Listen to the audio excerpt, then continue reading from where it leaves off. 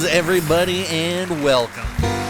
Welcome to the big show. I am your host, Jerk, and I must say it is just wonderful to see all of your lovely faces out there in YouTube land, though some of you look like you've got a little too much turkey last week. Don't let everything you worked for over the summer slip away over one holiday break.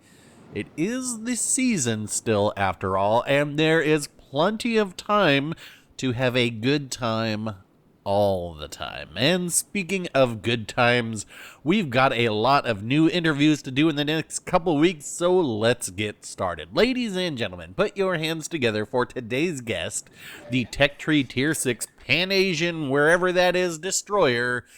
Give it up for Gadja Mada. Yes, Gadja Mada. Named after a famous Indonesian military leader, though if you were to say it in a lazy American English way, you might hear a terrible impression of some random accent. Gadja Mada. Do what to my mother? Forget about it. So what is the dealio with these computer boats? Deep water torps, baby. Because when you drop the kids off at the pool, you want them in the deep end. Whatever the hell that means. Moving on, deep water torps can't hit destroyers, and I'm told the low tiers are filled with hilarity as less experienced players are all grinding this line, trying to torp each other in 8v8 destroyer matches. Myself, I just boosted to tier 4 and really didn't think much of any of them until the tier 5 Fushon, which I can't help but think of Uncle Roger saying Fusho every time I see it. But what I like about these boats is that they're modified versions of others. The tier 5 is a modified Gnevny, the tier 6 is a modified Jervis, essentially, and the tier 7 is a modified Benson. So since these boats swing both ways, you're probably curious about what commander to use, and this is the one we got. Szechuan peppercorn with Old Bay seasoning and azurlane taco? What is this all about? Well, it's all about them deep water torps. Yeah, boy. Now, this is going to lead us to the first topic I kinda wanted to cover. You're probably going to want to rank up both of the new destroyer commanders. One is more gunboat focused, and one is more torpedo focused. I am going with the torpedo-focused commander in this game, but if you stick around after the credits, I have another match where I'm using the gun-focused commander, and for that chap, I pull off the smoke and toss on the radar. Radar? Yes, you heard right. The Tier 6 and Tier 7 ships have access to either smoke or radar, and that smells like team spirit and versatility. And you know that I love flexible boats. So lots of different ways to play these. And myself, I like it both ways. Jesus, who wrote this? Jeremy? You're fired. Sorry, folks. I know we try to keep this a family-friendly show, but rest assured, security has dealt with the offending individual. So speaking of these deep water torps, I'm working on the Tier 7 ship right now, and only have the base modules, but I was looking at the torpedo upgrade, which says it lowers the detection range down to 500 meters, and trying to do some simple math in my head, that means with azurlane taco maxed out and your Pan-Asian commander, you could get the detection range on these torps to under 300 meters, which would make the reaction time less than 2 seconds. Good luck with that, friends. But that's putting the cart before the horse. So we're in Gadja Mada right now, which my torp detection is all the way up to an astronomical 600 meters here. So all the time in the world to react. Now let's look at this game. We're 5 minutes in and 55% of my team is sunk already. But we're going to even that out pretty quickly. If you've been paying attention to the game, then you know we have one group bunched up over to the east, and I've got this Dallas steaming towards me. Now, I did reverse with this smoke, and that's because I want to create a big layer of protection from the ships on the east from being able to spot me, as I'm pretty much going to have to gun down this Dallas with the aid of the California behind me. So since I have all this smoke before me, let's switch over to our AP and see what we can do with this to a lightly armored Dallas. Citadel's not too bad. We just pulled off the Gneisenau, and if we can get this, then we will get the double strike. All right, not too bad. And now we just have these cruisers over here on the east. The one, what is that? A Graf Spee already quite low, so I can just lob HE shells over the top to remove them. And then I can focus on the Pensacola. And I want to talk about the smoke of these ships now. So the smoke is a little like somewhere between heaven and hell. No, wait, that's a Social Distortion album. It is somewhere between British and American. It deploys for about 30 seconds, and then it sticks around for about 70 seconds. But the time to reload it is fairly quick too, and so just like the versatility in your builds to these ships, being either gun or torpedo focused, we also have versatility in the smoke. You can use it to farm for a bit, or you can use it to disengage. You've got 4 charges of it, though I think it is worth mentioning, if you swap it out for radar, you will only get 2 uses of that radar, and it's a 7.5 kilometer, 15-second radar. So we saw as I wrapped up the 4 ships there, and then I just did a nice, loving transition because it was just boring seeing me sail from that cap to this one. So we've just jumped ahead a little bit for the sake of brevity. You also don't have to hear the California behind me asking for assistance over and over, mean saying negative, because every red ship is over here. Now, but walking out of that side with 4 ships secured, I was fairly confident I could walk out with a Kraken, if nothing else. The red Weimar I could always gun down, so this is potentially a 6-pack? A jackpot? We shall see, but the first thing to deal with is this destroyer division. They are both gunboats, a Benson and a Monahan, and this isn't my gunboat build of this ship, so I don't have Sims on for inspiration and all that extra health. So to compensate for that, I need to try and separate these two or get them focused on me and hope my team shoots them as well. So now I am being chased by the Monahan and the Benson, and the Weimar is shooting at me, and I'm trying to lead them back this way away from the Weimar and the rest of their team while I begin to work around this center island. Once I get that island by me, I can use it to block all the Weimar shells, and I can choose this engagement on my own terms. So I'm just trying to keep kiting them and get them running over here, and it looks like my teammate is in fact shooting at the Monahan. I'm going to drop spot when I turn in here, and then once I get a little bit of cover, I will re-engage this Monahan. So we're just easing in here. I should have pretty decent cover now, and now we can get our guns around and continue firing. And that is going to be Kraken 341 in the Gadja Mada. And what about my Muddah? Forget about it.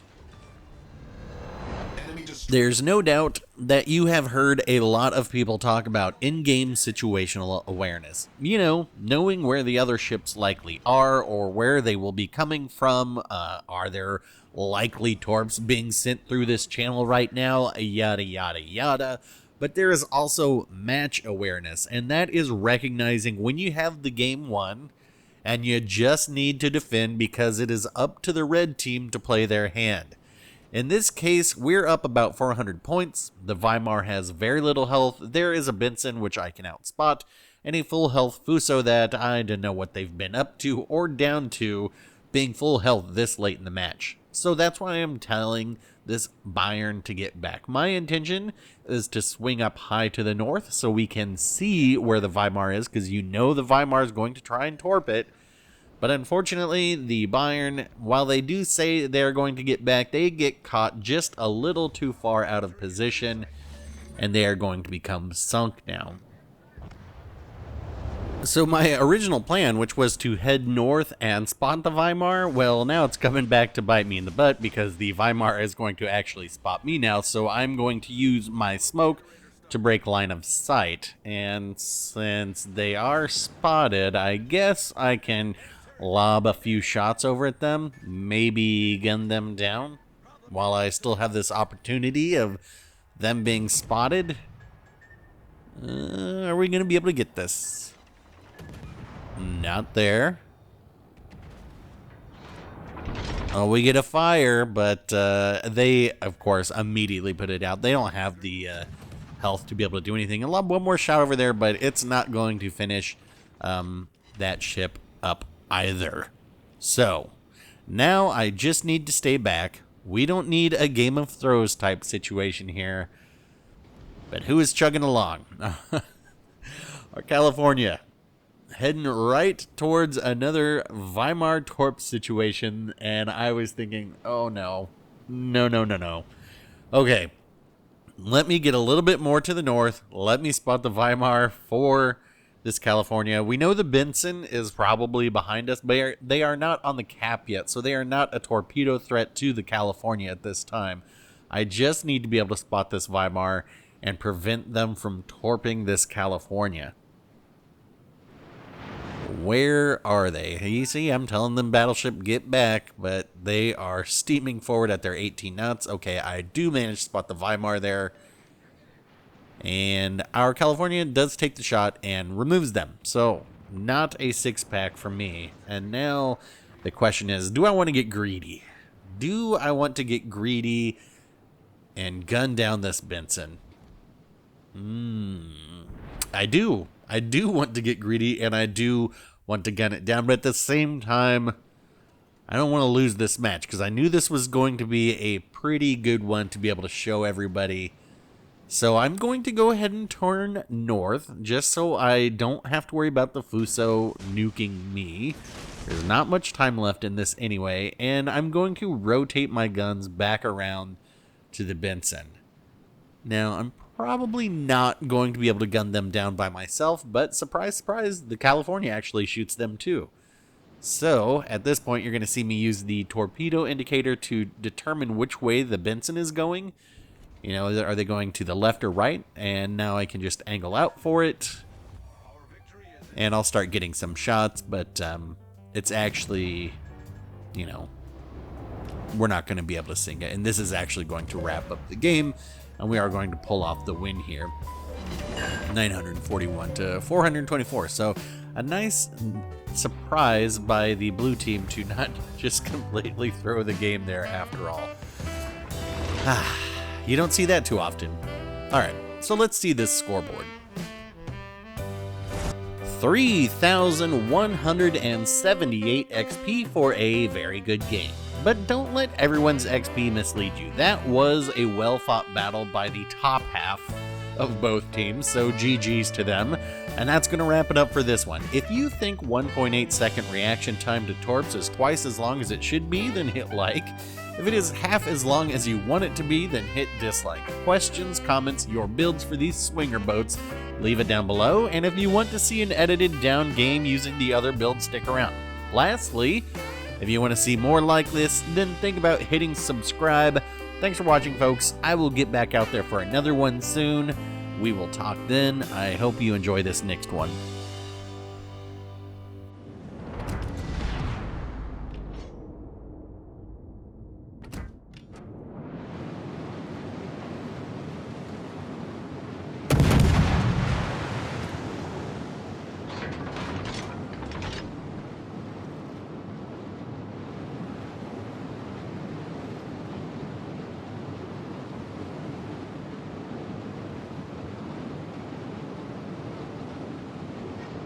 Enemy force sighted on the horizon.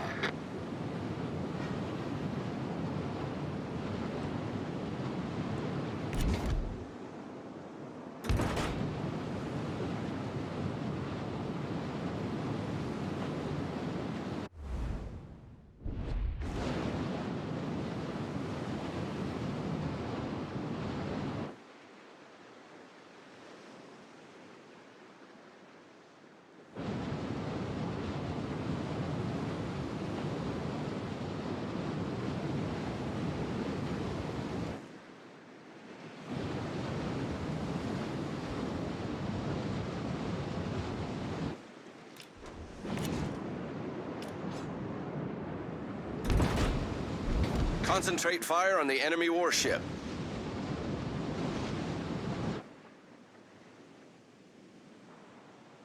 Set a smoke screen.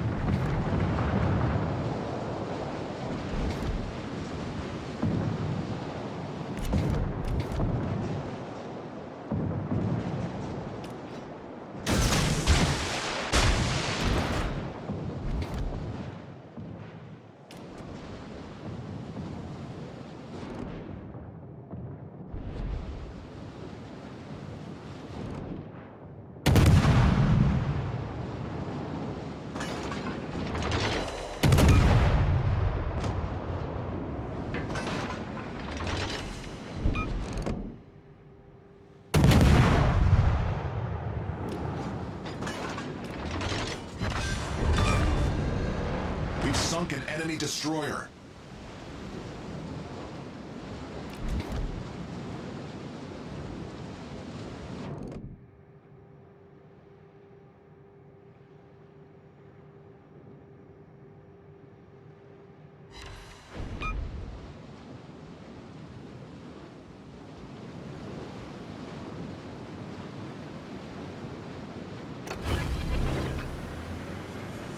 Engine boost activated.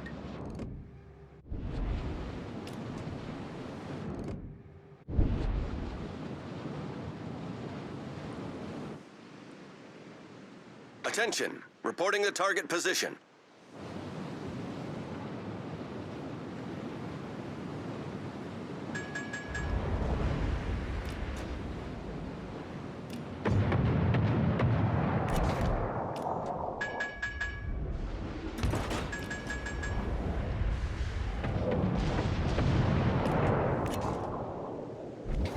Feuer auf gegnerisches Kriegsschiff konzentrieren.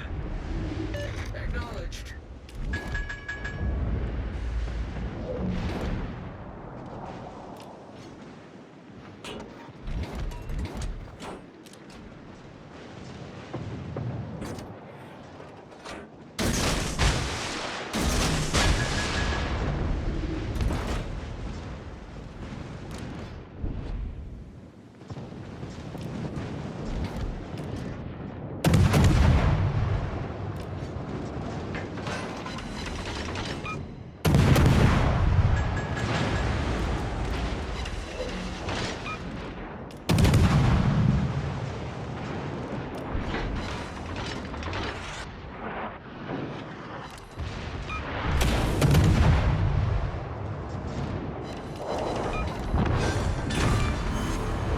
Destroyed an enemy battleship. Our team has taken the lead. Хорошая работа.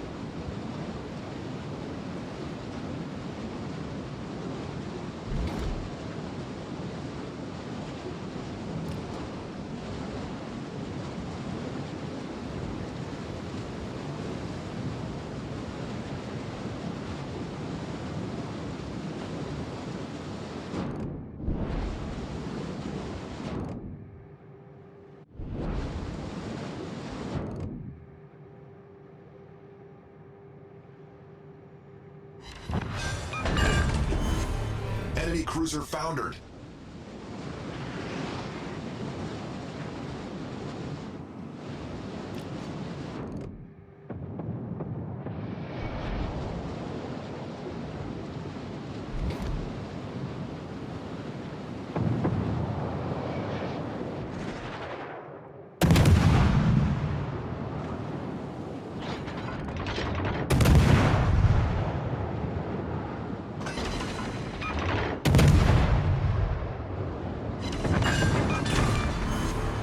We've destroyed an enemy battleship.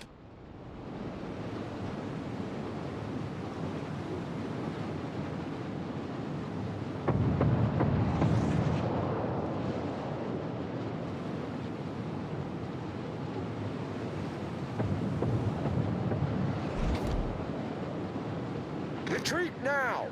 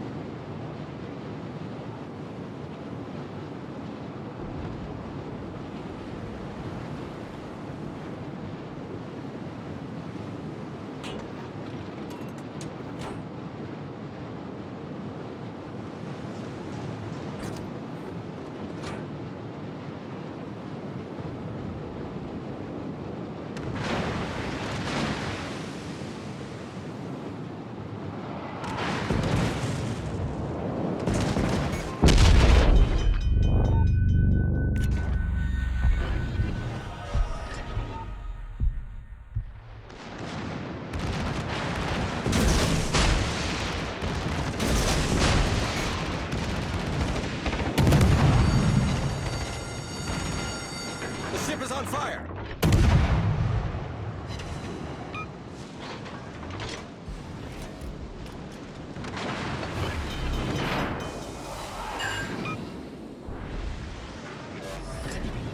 Problem solved, sir.